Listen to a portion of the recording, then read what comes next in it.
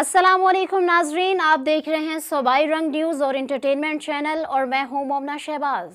सबसे पहले नजर डालते हैं आज की आम खबरों पर।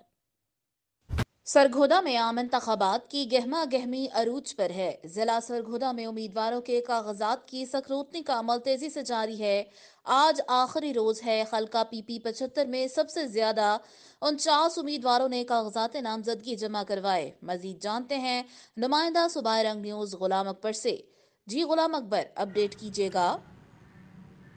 जी बिल्कुल, ज़िला सरगोदा में आम इंतखाबात की गहमा गहमी इस वक्त जो है वो अरूज पर है और तमाम उम्मीदवारों की जानब से जो है कागजात नामजदगी की जांच पड़ताल का अमल भी जो है वो जारी है।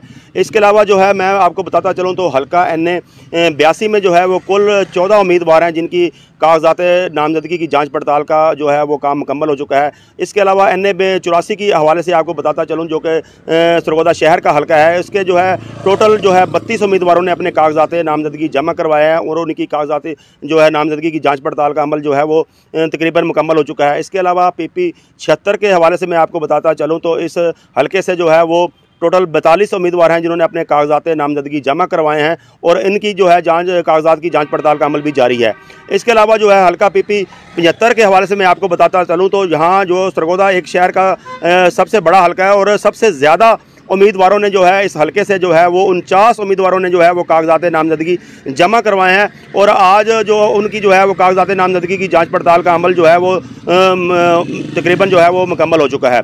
तो आज जो है वो इलेक्शन कमीशन की जानब से जो है आज आखिरी रोज़ है। तो जबकि दूसरी जानब जो है हल्का PP 75 के जो है वो सरगोदा शहर का हल्का है। तो इस हल्के से जो है कुल वोटर्स की अगर आपको बात बताऊं तो यहाँ से कुल वोटर्स की तादाद जो है वो 2,95,975 है और इसके अलावा जो है वो जो है इलेक्शन कमीशन की जानब से जो है आज आखिरी रोज़ है और तमाम उम्मीदवारों के जो है कागजात नामजदगी की जांच पड़ताल करने के बाद जो है उनके जो है वो कागजात उनका जो है आज शाम 5 बजे के बाद जो है वो फैसला सुनाया जाएगा जिनके कागजात मुस्तरद किए जाएंगे और जिनके मंजूर किए जाएंगे। जी।